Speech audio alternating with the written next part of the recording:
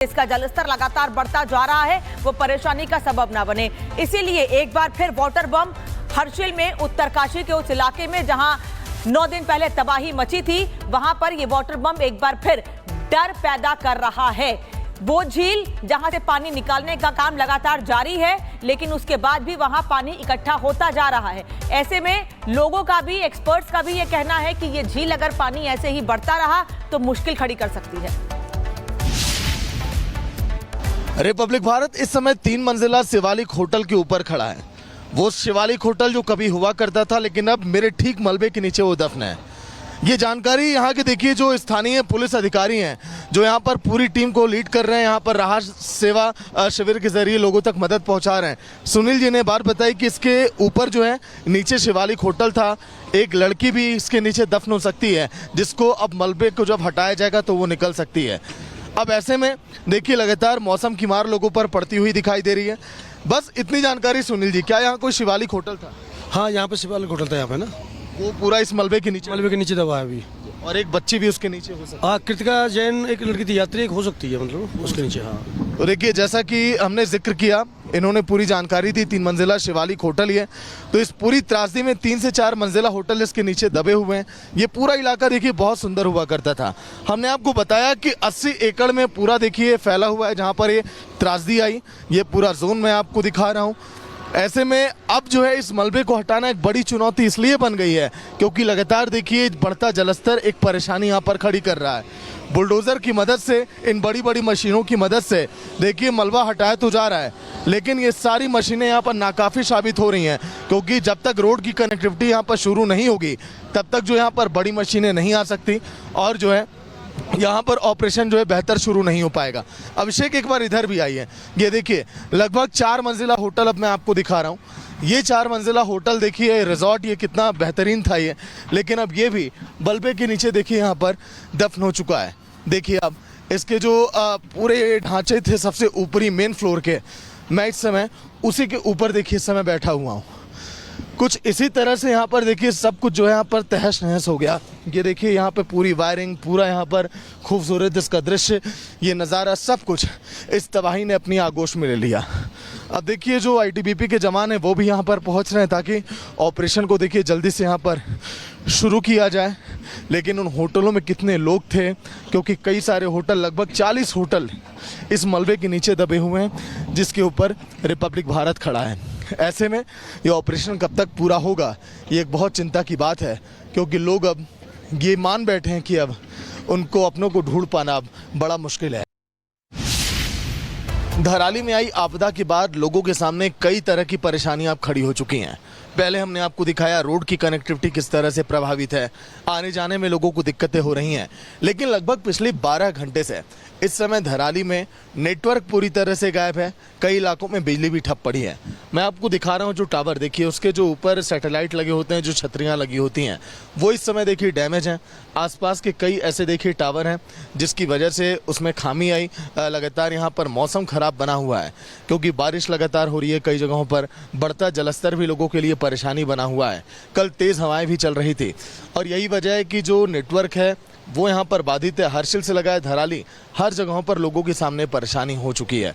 लेकिन बड़ी बात यह है इन सब के बीच की जो सैटेलाइट फ़ोन थे जवानों के, वो भी देखिए इसमें परेशानी यहाँ पर खड़े कर रहे हैं। वो भी कई जगहों पर कनेक्ट नहीं हो पा रहे हैं और इसलिए तालमेल नहीं बन पा रहा है कि आखिर रेस्क्यू ऑपरेशन यहाँ पर कैसे चले।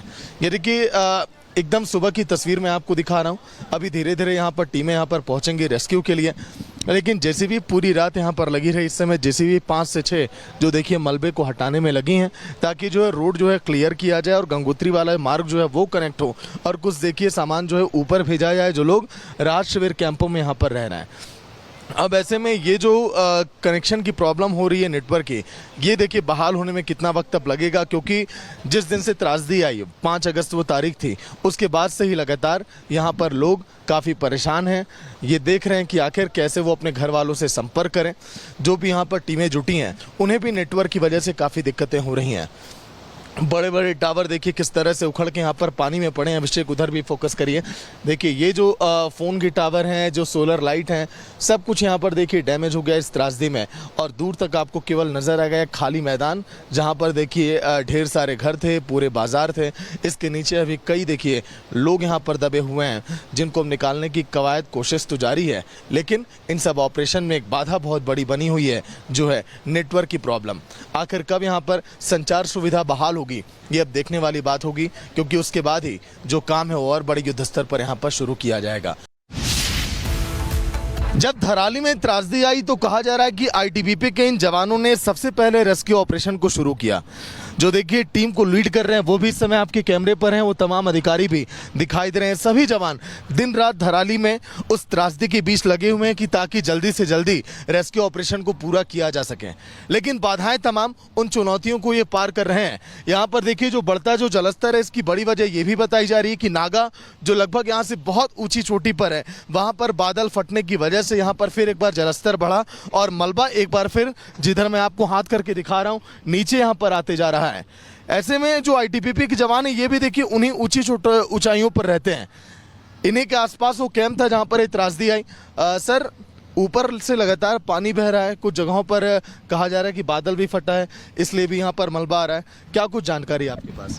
सर, हमको ये जानकारी है, जिस दिन बादल फटा है 5 तारीख को, उस दिन हमको जो जानकारी मिली तो हम 1-1.5 घंटे में यहाँ पे हमारी टीम आ गई थी और हम अपने आंखों के सामने दृश्य देखा है, मकान बहते हुए और जो फ्लड आ रहा था। तो जितने भी यहाँ पे जो लोग थे हमने उनका रेस्क्यू किया और सुरक्षित जगह में कोपांग जो हमारा कैंप वहाँ ले गए और गंगोत्री में ले गए, शिफ्ट कर दिया था। जो घायल थे उनको पट्टी मालूम किया और दवाइयाँ दी और सुरक्षित जगह में ले गए थे।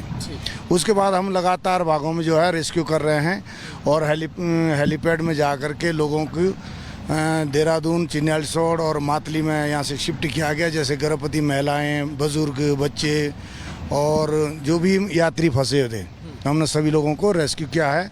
और जो नीचे से राहत सामग्री आई है उसको भी सुरक्षित जगह में पहुंचाया है और लोगों को मैं बांटा भी है। कल भी बांटा था, परसों में बांटा है। और आप देखो सामने हमने 2 टेंट लगाए कल लोगों की राहत के लिए कि ताकि यहाँ पे लोग जो सुरक्षित रह सकें। और जो भी राशन पानी हम अपने रेख देख में बांट रहे लोगों को और भरपूर मिल रहा है लोगों को, किसी को ऐसा वो नहीं है कि जो हमको नहीं मिल रहा है। बाकी मैं यही कहना चाहूँगा, बाकी हमारे सभी जवानों की और हमारी टीम का मैं इन लोगों का भी धन्यवाद करना चाहता हूँ। हमारी टीम जो दिन रात लगे हैं मेहनत से, बारिश पानी कुछ नहीं देख रहे और राहत कार्य में लगे हैं। जयचंद जी को आप सुन रहे थे, जयचंद जी जो कि आईटीबीपी के अधिकारी हैं। और सर, वो जो ऊपर कहा जा रहा है कि लगातार बादल फटने की घटना सामने आ रही है, कई जगहों पर बारिश हो रही है, बढ़ते जलस्तर की वजह ये है, क्या कुछ इनपुट इसको लेकर? बताया जा रहा है कि ऊपर नागा में जो है वहाँ पर बादल फटा है, जिसके कारण जो पानी का जल स्तर बढ़ा है और वहाँ पर ग्रिफ का कैंप है उसको काफ़ी नुकसान हुआ है, परंतु जान माल की कोई ऐसी घटना नहीं हुई है, परंतु बैरिक्स वगैरह का नुकसान हुआ है। और जिस कारण जल स्तर बढ़ा हुआ और यहाँ पर मौसम ख़राब होने के कारण भी थोड़ी रेस्क्यू में थोड़ी बाधा उत्पन्न हो रही है जी। तो देखिए सैकड़ों जवान आईटीबीपी के इसी तरह से आपको दिखाई देंगे। जिस तरह से बताया जयचंद जी ने कि वहाँ पे 2 कैंप लगाया गया है लोगों को राहत सामग्री बांटने के लिए, पहुँचाने के लिए। तो दिन रात 24 घंटे मुस्तैद हैं धराली में उस जो महाप्रलय के बाद यहाँ पर जो मंजर यहाँ पर है, ताकि लोगों की देखिए लाशें निकाली जाएं, डेड बॉडी को कुदाल से खोद के निकालने में ये भी लगे हैं, हर संभव मदद लोगों तक पहुंचा रहे हैं। ऐसे में रेस्क्यू ऑपरेशन कब तक पूरा होगा ये तो कह पाना देखिए मुश्किल है, लेकिन इनकी जो कार्यशैली है ग्राउंड पर, उसको देखिए सैल्यूट इस समय दुनिया कर रही है। और वाकई में जो इनका काम है 5 अगस्त से, वो अभी तक यहाँ पर देखिए प्रमाण ये देता है कि कुछ हद तक देखिए यहाँ पर मलबा हटाया गया है, लेकिन अभी भी बहुत मलबा यहाँ पर बाकी है, बहुत कुछ ऑपरेशन में भी बाकी है। तो रिपब्लिक भारत आपको दिखा रहा है कि कैसे त्रासदी के बाद बोट में बैठकर इस समय सर्च ऑपरेशन पूरे झील में चलाया जा रहा है। देखिए इस समय इस एक बोट में हम खड़े हुए हैं, लेकिन इसके साथ ही उधर जो दूसरी बोट यहाँ पर चलाई जा रही है, अभिषेक उधर भी जूम करिए, पूरे इस झील के देखिए यहाँ पर मैपिंग की जा रही है, कहाँ पर डेड बॉडी है, लगातार इसकी भी तलाश की जा रही है। इस बोट के माध्यम से देखिए यहाँ पर ये देखा जाएगा कि आखिर ये बोट कितने क्षेत्रफल में फैला हुआ है।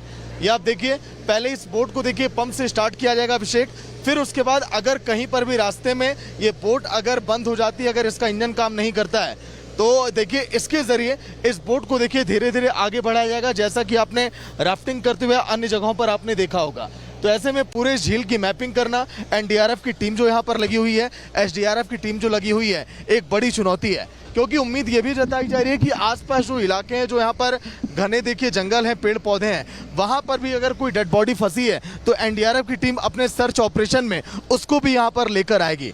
आगे जो मैं आपको दूर देखिए नज़ारा दिखाऊं, अभिषेक उधर जूम करिए, जहां पर कहा जा रहा है कि झील का पानी जिधर ब्लास्ट करवाकर आगे बढ़ाया जाएगा, वो भी तस्वीर आप देख सकते हैं। ऐसे में इस मैपिंग के बाद आखिर झील का पानी कितना गहरा है, कहां तक इसकी पहुंच हो सकती है, ये सब कुछ यहां पर देखिए दिखाया जाएगा। सामने आप देख पा रहे होंगे उस बोट को भी जो एनडीआरएफ की हमारी करीब आ रही है, ऐसे ही ये भी बोट अब आगे बढ़ेगी रिपब्लिक भारत, जिसमें इस समय बैठा हुआ है। तो ऐसे में कई कठिन चुनौतियों से अब हमारी रेस्क्यू टीमों को पार पाना है, जिसमें ये टीम लगातार जुटी हुई है। अब देखना काफी अहम होगा कि आखिर कब तक ये रेस्क्यू ऑपरेशन का दौर अब पूरा होता है और सफलता हाथ लगती है हमारी रेस्क्यू की टीमों को। विजय अभिषेक जो लगातार इन तस्वीरों को आपको दिखा रहे हैं, रिपब्लिक भारत हर पल की अपडेट आपको ग्राउंड जीरो से दे रहा है।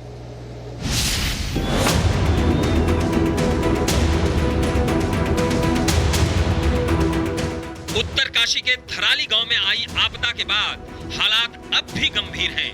थराली तक जाने वाले सभी रास्ते टूटे और बह चुके हैं।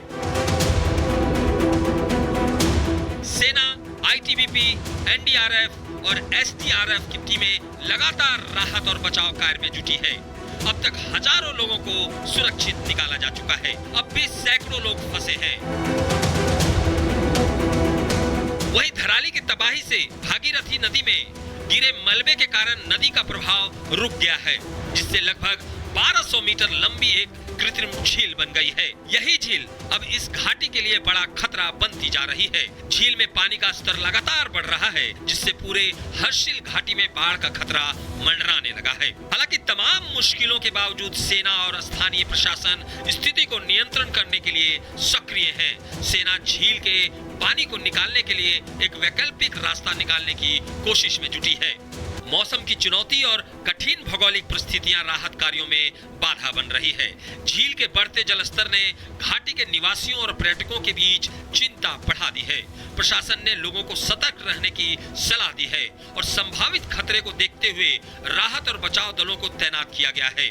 सोमवार को इस झील को खोलने के प्रयास के दौरान एक जेसीबी मशीन नदी में डूब गई। हालांकि मशीन चला रहे सेना के जवान ने कूदकर अपनी जान बचाई, जिससे कोई हताहत नहीं हुआ।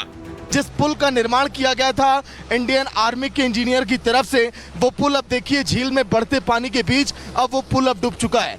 लगातार झील का जलस्तर बढ़ता देख लोग अब देखिए यहाँ से थोड़े किनारे अब हो चुके हैं। ये जो देखिए रास्ते हैं ये एक बार फिर अब ब्लॉक हो गए। अब फिर इसको खोलने की प्रक्रिया इसी बुलडोजर के जरिए यहाँ पर की जा रही है।